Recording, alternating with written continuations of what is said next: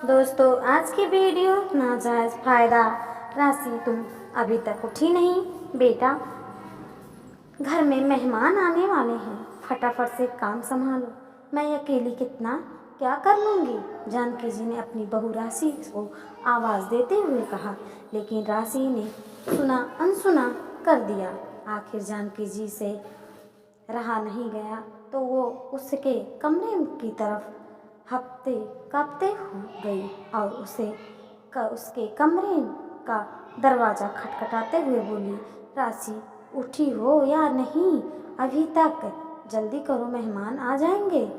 अपनी मम्मी की आवाज़ सुनकर रवि ने भी कहा, राशि क्या हरकत है ये, अब उठ भी जाओ, सुबह के 7 बज चुके हैं, तुम्हें पता है ना आज मेघा को देखने लड़के वाले आ रहे हैं, उठो जल्दी, थोड़ी बहुत मम्मी की मदद करवा दो। रवि की आवाज़ सुनकर राशि बड़बड़ाते हुए उठी। अरे यार तुम्हें पता है ना कि रात को 1 बजे सोई थी, फिर भी सुबह जल्दी जगा रहे हो। 1 बजे कोई काम करके नहीं सोई थी, मूवी देख रही थी तुम, और रात को ही मम्मी ने बता दिया था ना कि मेघा को देखने वाले लड़के वाले आ रहे हैं, तो उठ क्यों नहीं रही हो तुम। मम्मी अकेले काम कर रही है, वो परेशान नहीं होती है क्या, थोड़े उनकी उम्र का भी ध्यान रखा करो। ओ गॉड क्या आफत है, सुबह सुबह बस चिल्लाना शुरू कर दिया। अब तुम्हारी मम्मी से काम नहीं होता तो मैं क्या करूं। बेटा तुम हो ना मम्मी जी के, तुम जाकर मदद करवाओ, मुझसे क्या उम्मीद करते हो, मुझे सोने दो, कहकर राशि दूसरी तरफ मुंह करके सो गई। यह देखकर रवि को बहुत गुस्सा आया। आखिर लैपटॉप एक तरफ रखा और उठकर बाहर आया और जानकी जी से बोला, मम्मी क्या करवाना है आप मुझसे बोलो, मैं काम करवाता हूँ। अरे बेटा बहू नहीं उठी है क्या, जानकी जी ने पूछा। अब नहीं उठी है तो नहीं उठी है, मैं आपका बेटा हूँ ना, मैं करवा रहा हूँ ना काम, आप तो मुझे बताओ क्या करना है, नहीं तो मेघा से बोलो वो कर देगी। रवि चिढ़ते हुए बोला, बेटा मेघा तो काम करवा ही देती है ना, अगर मेघा घर में होती तो मैं राशि को बोलती ही क्यों, वो तो पापा के साथ मंदिर गई है, आज पापा उसे जानबूझकर अपने साथ ले गए हैं, कह रहे थे कि बात ऑलमोस्ट फाइनल होने पर ही है, इसीलिए आज मेघा को माता रानी का दर्शन दिलवाने जा रही हूँ। जानकी जी ने कहा, मम्मी मैं क्या करूँ, शुरू में तो आपने राशि से काम करवाया नहीं, ये कहकर कि ये भी तो मेरी बेटी जैसी है, और अब वो आपके सिर पर चढ़कर नाच रही है, और आपके ही नहीं मेरे भी सिर पर चढ़कर नाच रही है। मुझे तो समझ में नहीं आता कि मेघा की शादी हो जाएगी तो ये घर कैसे चलेगा। अभी तक तो मेघा ने घर संभाल रखा था, आपको अच्छी खासी हेल्प हो जाती थी, पर अब उसके जाने के बाद क्या होगा सोच कर देखो, रवि ने कहा और जानकी जी के साथ रसोई में आ गया और जानकी जी की मदद करने लगा। थोड़ी देर बाद मेघा की और उसके पापा जतिन जी घर आ गए तो मेघा ने आकर रसोई में काम संभाल लिया। अब जाकर जानकी जी को थोड़ा फुर्सत मिली। खैर 10 बजते बजते लड़के वाले भी आ गए। जानकी जी और मेघा ने ही चाय नाश्ता सबको सर्व किया। यह देखकर लड़के की माँ ने कहा, अरे बहन जी आप ही चाय नाश्ता सर्व कर रहे हो, आप तो बैठो यहाँ पर, आपकी बहू कहाँ है, वो और मेघा मिलकर कर लेंगे काम। पर जानकी जी मुस्कुरा रही गई। फिर उन्होंने रवि की तरफ देखा जैसे कह रही हो कि बुलाओ उसे। ये देखकर रवि अपने कमरे में गया, लेकिन राशि तो अभी तक बिस्तर पे ही थी। राशि अभी तक सो रही थी। उठो, बाहर लड़के वाले आ भी गए।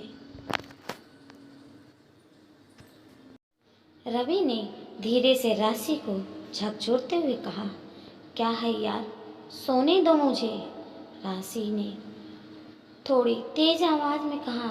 यह देखकर रवि ने उसे उठाना ठीक नहीं समझा और चुपचाप बाहर आ गया, क्योंकि अगर वो उसे उठाता तो राशि लड़ पड़ती और फिर बेवजह का तमाशा हो जाता। लेकिन बाहर तक तो आवाज़ आ ही चुकी थी। क्या हुआ, आपकी बहू की तबीयत ठीक नहीं है क्या? लड़के की माँ ने दोबारा पूछ लिया। हाँ, उसकी तबीयत ठीक नहीं है, इसलिए वो अपने आराम कर रही है, जानकी जी ने भी बहाना बनाते बनाते हुए कहा। कोई बात नहीं, आप उन्हें आराम करने दो और आप नाश्ता पानी छोड़िए, थोड़ी देर हमारे पास ही बैठिए। आखिर लड़के की माँ ने दोबारा कहा तो रवि और जतिन जी ने जानकी जी को बैठने का इशारा कर दिया। आखिर थोड़ी देर बाद लड़के वालों सगाई का मुहूर्त निकलवाने की बात कहकर वह से रवाना हो गए। लेकिन मेघा की आंखों में आंसू आ गए। यह देखकर जतिन जी ने कहा, बेटा तू रो क्यों रही है? एक न एक दिन हर बेटी को ससुराल जाना पड़ता है। पहले तक तो कोई बात नहीं थी, अब क्या हो गया पापा? मेरे जाने के बाद मेरी मम्मी तो अकेली ही रह जाएगी। उन्हें से सब इतना काम भी नहीं होता है। और भाभी तो कहते कहते मेघा चुप हो गई। यह सुनकर जतिन जी ने रवि की तरफ देखकर कुछ कहा नहीं और चुपचाप अपने कमरे में चले गए। जानकी जी भी आराम करने चुपचाप कमरे में चली गई। इधर मेघा भी अपने कमरे में आ गई। पर रवि को इस बात पर बहुत बुरा लगा। उसे भी अब चिंता होने लगी थी कि मेघा के ससुराल चले जाने के बाद आखिर इस घर को क्या होगा। उसे कोई ना ही तरकीब तो निकालनी ही पड़ेगी। राशि को रास्ता पर लाने का। रवि और राशि की शादी 2 साल पहले ही थी। जब राशि ससुराल आई तो जानकी जी ने शुरू में उसे कोई काम नहीं करवाए, यह कहकर कि राशि भी तो मेरी बेटी ही है। राशि के पहनने ओढ़ने पर कोई रोक टोक नहीं थी। मेघा को जैसे घर में खुलकर रहने की आज़ादी थी, वैसे ही राशि को भी रहने की आज़ादी थी। जानकी जी ने उसे एक माँ की तरह ही ट्रीट किया। लेकिन राशि ने जानकी जी की इस छूट का गलत फ़ायदा उठाना शुरू कर दिया। अब वो जिम्मेदारी से दूर भागने लगी थी। उसकी इच्छा होती थी तो काम करती थी, नहीं तो अपने कमरे में मोबाइल लेकर पड़ी रहती थी। यहाँ तक कि सुबह भी 9-10 बजे से पहले उठती नहीं। रात को 1-1, 2-2 बजे तक टीवी देखना, मोबाइल देखना उसकी आदतें थी। लेकिन तब जानकी जी को यह बात इतनी नहीं खटकती, क्योंकि मेघा उनकी मदद के लिए होती थी। पर अब धीरे धीरे जानकी जी को यह बात खटकने लगी थी। एक तो बढ़ती हुई उम्र और अब मेघा की शादी पक्की हो चुकी थी। उसे अब ससुराल जाना था। वो उसके बाद अब कौन उनकी मदद करने, ये सोच सोच कर उनके हाथ पांव फूलने लगे थे। अब वो राशि को मदद के लिए कहती तो राशि उठकर ही नहीं आती थी। एक तो राशि बहुत जिद्दी हो चुकी थी। उसकी इच्छा होती थी उठकर आती थी, वरना उसे कोई लेन देन नहीं कि जानकी जी अकेले परेशान हो रही है या नहीं।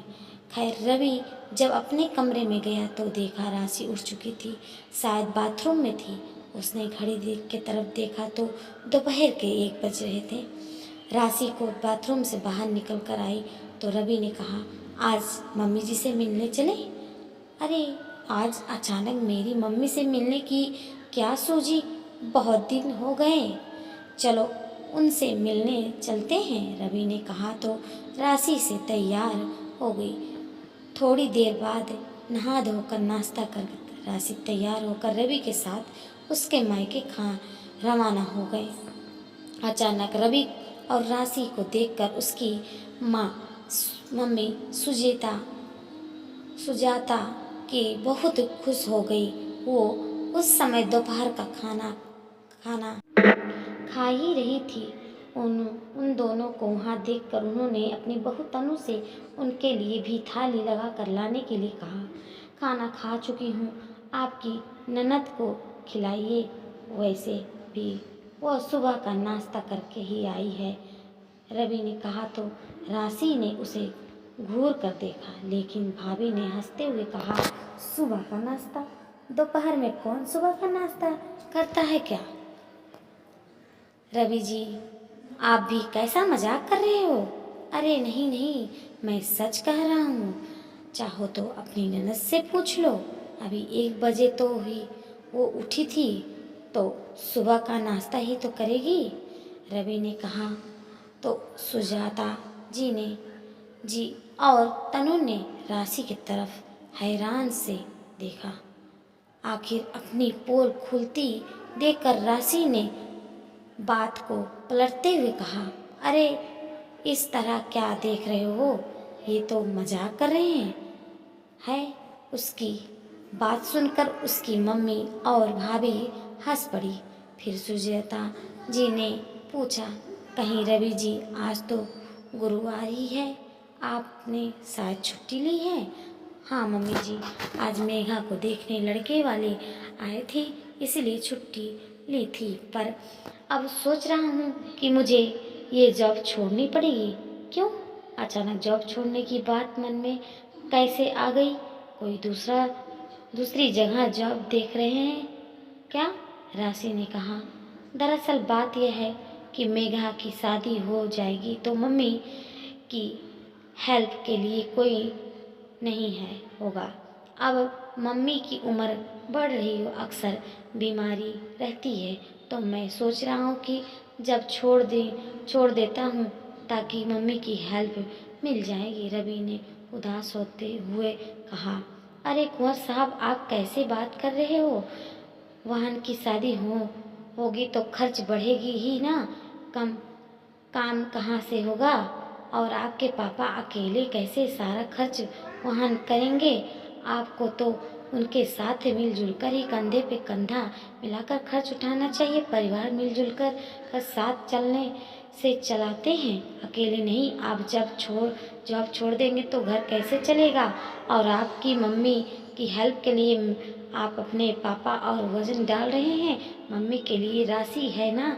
सुजाता जी ने कहा, मम्मी जी, जो बात आप मुझे समझा ही रही हैं, अगर वह बात आप अपनी बेटी को भी समझा देंगी तो आज अच्छा होगा, क्योंकि उसे पता नहीं है कि परिवार मिलकर चलाने का नाम होता है। और मेरी मम्मी की हेल्प के लिए कभी नहीं राशि होती है। अचानक रवि ने कहा तो सब लोग राशि की तरफ देखने लगे, जबकि राशि अपनी नज़र झुकाए खड़ी हुई थी।